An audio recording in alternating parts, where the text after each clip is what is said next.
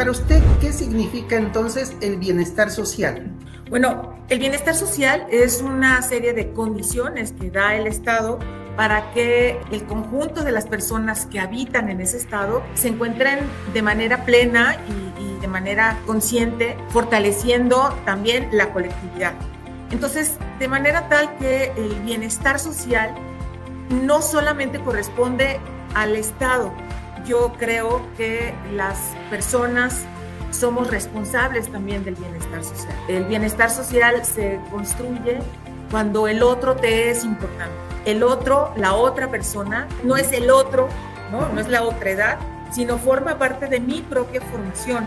Y entonces ahí es donde el otro se vuelve importante para mí. Cuando nosotros estamos hablando de que en la escuela nos forman y que es importante el conocimiento para el individuo, donde el centro del aprendizaje está en las personas, la nueva escuela mexicana trae consigo un nivel mayor para el bienestar social. Es decir, la parte importante es la comunidad de aprendizaje. Es la comunidad que formamos entre nosotras y nosotros para que estemos bien todas y todos. Y es precisamente ahí donde está el tema del bienestar social, que no, desde mi punto de vista, no es una responsabilidad solo del Estado. Las y los ciudadanos nos convertimos en corresponsables de este bienestar social, donde el otro, si está bien el otro, entonces va a estar bien, vamos a tener una armonía, vamos a ser empáticos. Entonces, si yo tengo un problema, el otro se vuelve empático y me ayuda, y si él tiene un problema, yo me vuelvo empática y le ayudo. Entonces, este proceso de cooperación y de colaboración es fundamental en el bienestar social, dejando de lado todos los procesos de la competencia, de la competitividad, sino más bien en un proceso colectivo de armonización, donde el otro es importante y por ende el mundo, esperamos, esté mejor, porque todos estamos pendientes del otro. Eso es muy importante, la educación, la sanidad, la vivienda, el transporte público, el derecho a la ecología y al medio ambiente, el derecho a la alimentación, es decir, todos estos principios universales que habían venido presentándose en los diferentes pueblos, en las diferentes etapas, se conjugan en el estado de bienestar para orientar a los estados, es decir, a los países, a sus gobiernos, a que adopten las normas constitucionales que hagan obligatorio. Lo que pasa es que en México no hemos aplicado adecuadamente esas normas y estamos siendo deficitarios en materia de normativa de bienestar. Se está cargando hacia un bienestar populista, a un bienestar en donde estamos rompiendo con el principio de equidad, rompiendo con el principio de productividad social para dar a unas cuantas gentes unas becas o unas cantidades que los hacen ser simple y sencillamente beneficiarios, pero sin ninguna productividad de ninguna naturaleza.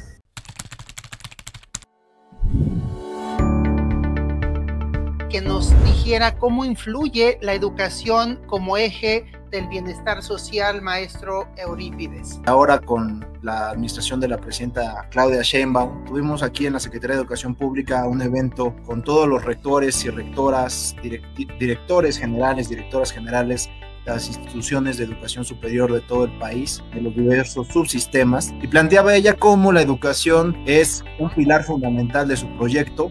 Ella dio muy bien esta perspectiva de cómo la educación es parte de su historia personal y por supuesto eso ha llevado a que la educación hoy sea el motor fundamental del programa de gobierno de la presidenta Claudia Sheinbaum. Nosotros lo decimos de manera reiterada cada vez que tenemos la oportunidad. El secretario de Educación Pública, Mario Delgado, nos ha instruido cumplir el mandato de la presidenta de hacer realidad de que la educación es un derecho, la educación no es una mercancía ni es un privilegio, por supuesto tampoco es una competencia, y eso es el ánimo y el impulso que tenemos todos los servidores de la educación en la Secretaría de Educación Pública. Y bueno, la garantía del derecho a la educación se materializa en diversas maneras, en diversos ámbitos, diría yo, para efectos del bienestar de la gente. Hoy la educación se ha transformado como el máximo espacio, digamos, de bienestar. Esto implica que el derecho a la educación no solamente es generar el espacio educativo, los planes, los programas, sino que los chicos y las chicas puedan acudir a estos espacios educativos en una condición de bienestar, y lo cual se complementa con la beca Benito Juárez que estableció el presidente López Obrador, que también es de carácter universal, para la educación media superior. Es decir, yo diría que en términos de bienestar, la educación es este motor, porque la educación se entiende no solo como posibilidad de tener un plan y programa, una escuela adecuada, buenos espacios educativos y maestras y maestros dispuestos a brindar la educación, sino también la posibilidad de tener todos los satisfactores necesarios para acudir a la institución educativa. Doctor Lorenzo, ¿cómo influye la educación como eje motor entonces en el bienestar social desde su experiencia, desde su análisis? ¿Cómo está influyendo en la educación? La educación es fundamental en cualquier motor de la vida, pero específicamente en el bienestar social, la educación tiene la expansión de poder determinar exactamente cuáles son las áreas de oportunidad, cuáles son las áreas a detonar y hacia dónde nos tenemos que dirigir como sociedad. Muchas veces cuando hablamos de bienestar social implica un espectro muy grande. Quizá para algunas personas que nos estén escuchando, bienestar social implicaría un reto gigantesco si lo vemos desde la perspectiva nacional, pero el bienestar social implica tu metro cuadrado también, implica lo que haces tú en tu entorno, en la gente con la que tratas, qué aportas tú a este pequeño grupo, a este núcleo, que por supuesto se va expandiendo en esta sociedad de la que hablamos en un principio. Obviamente el que estudia más y lee más, sabe más, pero no necesariamente el que sabe más le va mejor si es que no aplicas tus conocimientos en bienestar y en favor de la sociedad.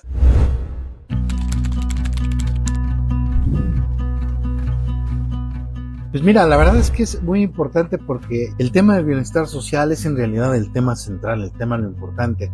Es lo que podríamos llamar como lo sustantivo. Así es. Y la fiscalización no es, sino a final de cuentas, un medio para que ese noble propósito del bienestar social alcance sus fines, el impacto que todos esperamos, ¿no? Entonces la relación entre fiscalización superior y bienestar social, hay que tener muy claro que los sustantivos del bienestar y la fiscalización es lo adjetivo, lo procedimental, lo que ayuda. En materia de bienestar social tenemos metas muy claras, pero también enormes problemas.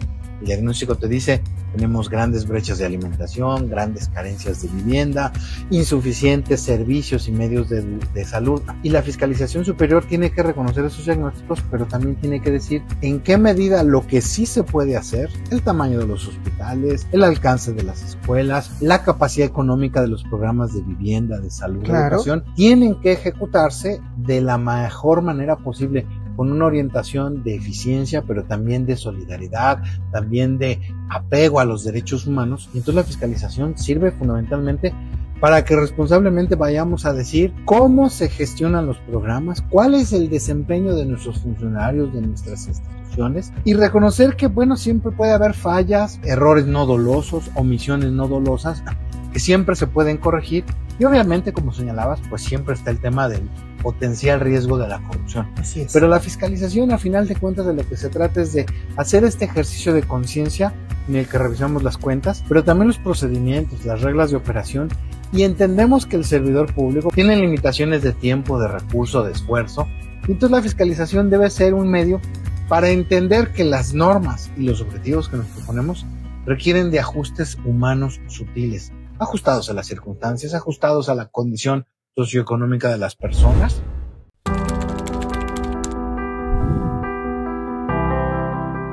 ¿Qué tan efectivas entonces serían esas políticas económicas que se han implementado en estos últimos años para mejorar la calidad de vida con relación a la población maestra? Pues mira, yo considero que han sido bien efectivas para mejorar la vida diaria de mucha gente en México. El salario mínimo, te comentaba, subió del 12%, de 24 a 25%, y en el sexenio pasado el crecimiento que tuvo fue de 110% de 2018 a 2024. La inflación, que tiene un excelente manejo del Banco de México, disminuyó en un punto porcentual y el empleo se ha mantenido estable. Eso ha dado el respiro en los hogares, que de manera creciente pueden cubrir lo esencial sin tantos sobresaltos. Los cambios se sienten cuando la quincena te alcanza para cubrir todas tus necesidades.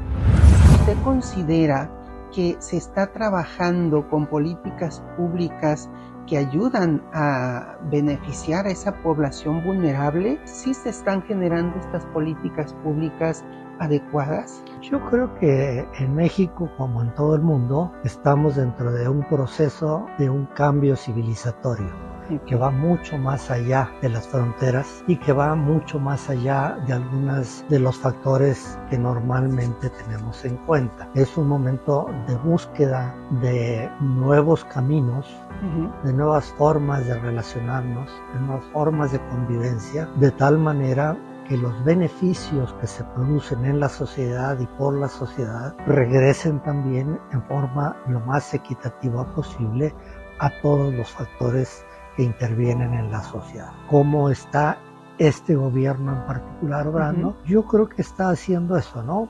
Con una idea diferente de los otros gobiernos, mucho más orientada a lo social, sin dejar pasar los otros factores económicos, pero sí orientada en forma importante a lo social, pues por la disparidad, por la desigualdad que se había ido formando en los últimos 40, 50 años, no nomás en México, sino en todo el mundo. Ese es un momento en el que hay que ir ajustando el timón. Es un barco muy grande, como 130 millones de navegantes, y es muy difícil atinarle a la primera para tomar el rumbo correcto para los 130 millones. Va a tener que ir en pruebas y errores, con políticas públicas que tomen en cuenta el bienestar de toda la sociedad. Esto no es fácil, hay intereses muy encontrados y por tanto el trabajo gubernamental es un trabajo de negociación y de diálogo extraordinariamente difícil. En las políticas públicas acaba habiendo ganadores y perdedores. Se trata de que haya racionalidad, de que haya equidad, de que haya un deseo de que los más vulnerables también tengan voz.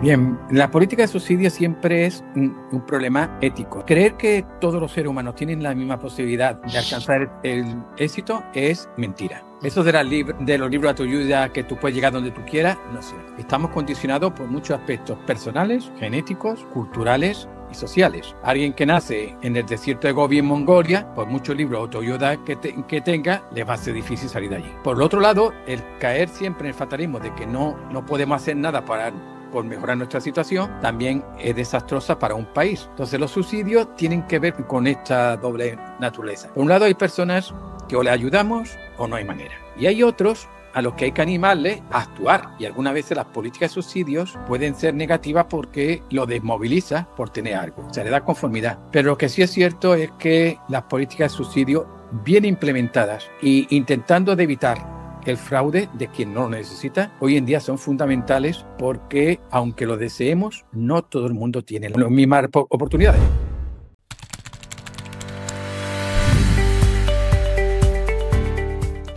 Sobre todo que haya transparencia en la aplicación. Para mí es vital. Si hay transparencia de a quién se da y por qué causa se da, eso alivia la situación para aquel que da dinero, que está pagando impuestos altos, diciendo, bueno, pues efectivamente, yo estoy pagando muchos impuestos, me gustaría pagar menos, pero veo que hay gente que le está beneficiándose y gente que lo necesita.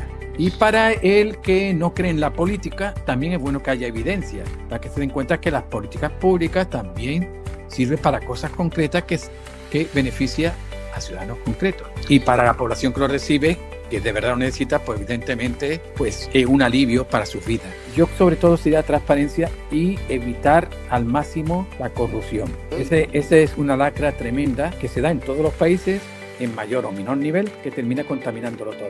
Las políticas de bienestar social tienen que ser flexibles, que tenemos que estar muy atentos a las nuevas necesidades que surgen. Siempre que hablamos de política social y bienestar social, hablamos casi hablando de la pirámide de Maslow, es decir, las necesidades básicas. Y eso está bien, pero hoy en día hay otras necesidades que van surgiendo muy fuertes, que son, por ejemplo, las necesidades tecnológicas. Y también combatir muy fuertemente la desinformación. La desinformación y los bulos están desautorizando a los gobiernos que implementan políticas públicas amables y buenas para sus ciudadanos. Entonces hay que invertir en bienestar social y hacerlo bien, publicarlo bien y combatir la desinformación. A veces nos olvidamos del origen de los problemas y terminamos atacando perdón, se me fue la palabra, la consecuencia, y no podemos avanzar en este sentido. Sin embargo, pues las políticas públicas son muy difíciles de implementar. Creo que las ayudas son necesarias, sin embargo tendremos que estar atacando el problema de raíz y no descuidarlo, o sea, tratar de entender de origen la problemática y no solamente ya la consecuencia de eso.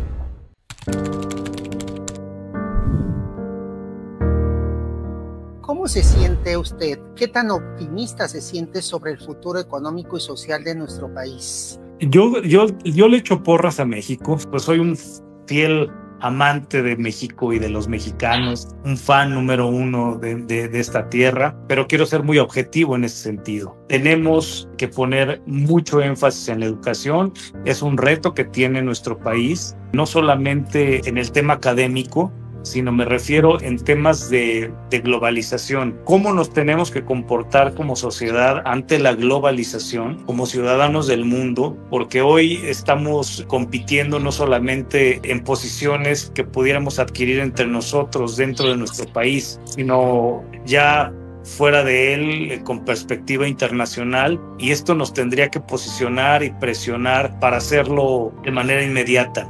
Soy optimista, me parece que los jóvenes lo están asumiendo a veces con juego, pero también con mucha responsabilidad, porque es como se aprende también, y estoy seguro que México va a ser uno de esos países que va a entrar, digamos, en el top de los países que va a crecer con una perspectiva muy importante en los próximos años.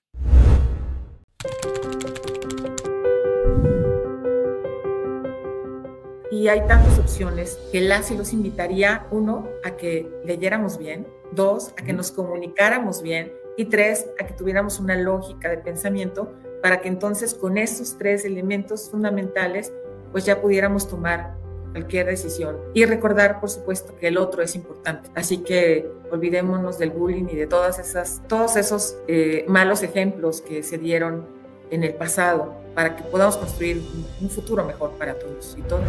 Deberíamos de cuestionar los fundamentos, creo que deberíamos hacer los viejos análisis, te acordarás, de eficiencia y equidad, volverlos a discutir. Yo creo que la receta más importante para mí sería que las políticas públicas respondan a evidencias, quitarle toda la sobrecarga ideológica que a veces tenemos y tratar de referirnos siempre a evidencias, evaluar las políticas, evaluar los resultados, considerar que el dinero es escaso, volver a recordar el concepto de costo de oportunidad, que quiere decir cuando yo hago una cosa estoy dejando de hacer otras, y valorar el costo de oportunidad del dinero público de manera más objetiva.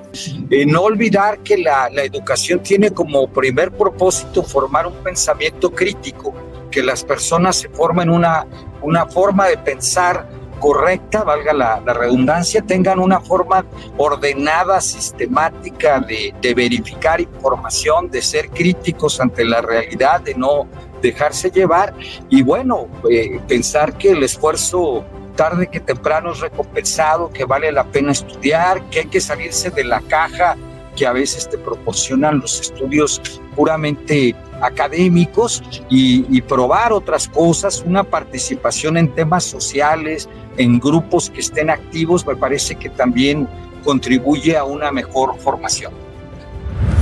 Que se deje de usar el dinero para comprar lealtades y empiecen a invertirlo en capacidades. Cada peso mal gastado en clientelismo es un niño que no va a aprender a leer jamás, y una madre que morirá por falta de quimioterapias, o un joven que emigrará por falta de oportunidades. El bienestar verdadero no lo podemos medir por un padrón de beneficiarios, sino en indicadores de desarrollo humano, y ahí nos falta muchísimo. Desde la Asociación Mexicana de Gasto Público exigimos auditorías ciudadanas en tiempo real, evaluación de impacto obligatoria para todos los programas de bienestar social y presupuesto basado en resultados, porque México no necesita más programas sociales, lo que necesita es un Estado que funcione. Hay mucha información en el mundo. Yo le llamaría las mejores prácticas de la administración pública. Hay que ver qué están haciendo en otros países en todos los rubros que es la administración pública, en materia de capacitación, en materia de profesionalismo, en materia de manejo de recursos, en materia de lo que sea. Todos los países del mundo están abiertos, y ahora a través de internet y de todos los medios, todas las apps y todas las formas de estar interactuando con todos los países, bueno, pues podemos conocer qué se está haciendo mejor que nosotros y cómo lo están haciendo. Hay que abrir los ojos al mundo, a la modernidad, y no estar cerrados en torno a una idea o a un principio dogmático. La educación siempre es central, pero no es la única solución. Pero creo que elementos como la participación, la educación participativa y las metodologías como la investigación-acción participativa nos ayudan a conectar los sujetos que piensan solamente en su economía individual y de llenarse de riqueza a un bienestar gracias a los otros también. Esto permite que una responsabilidad social no solamente se vincule a ISOs como el 14001, en fin. Yo creo que el bienestar social, pensado solo en una economía lineal, pues no tiene sentido. Yo creo que una economía circular es eso lo que nos brinda, una circularidad de valores, quiere decir un círculo virtuoso de valores. El tema donde tú centras la atención, que es el bienestar social, implica fundamentalmente que haya bienestar de los individuos que forman la sociedad, ¿no? Claro. O sea, no se puede hablar de un bienestar social anónimo. Claro. El bienestar social es el que se da de los bienestares individuales de todos, dejando que esos bienestares individuales de todos no generen rezagos o imposibilidad del bienestar en una parte de la población. Entonces yo creo que en esto tenemos que ser muy conscientes de que hay un otro con el que tenemos responsabilidades, un otro con el que tenemos que ser solidarios. Habrá algún otro más capaz, habrá un otro menos capaz, habrá un otro más poderoso, habrá un otro menos poderoso, y los que más tienen o más pueden, pues tienen que tener la empatía, la compasión, la solidaridad con los que menos tienen, de tal manera que en su conjunto todos vivan dignamente, se puedan hacer más plenos en su ser en el curso de sus vidas. Y si eso lo creemos en serio y lo vamos haciendo posible, no nomás en las empresas, sino en toda nuestra interacción social, eso nos va a dar un país no solo con mayor bienestar, sino con mayor seguridad, un país más armónico, un país con más paz, un país que aporte más al resto de los países de este mundo para aprender a convivir, a disfrutar la vida en el buen sentido de la palabra todos.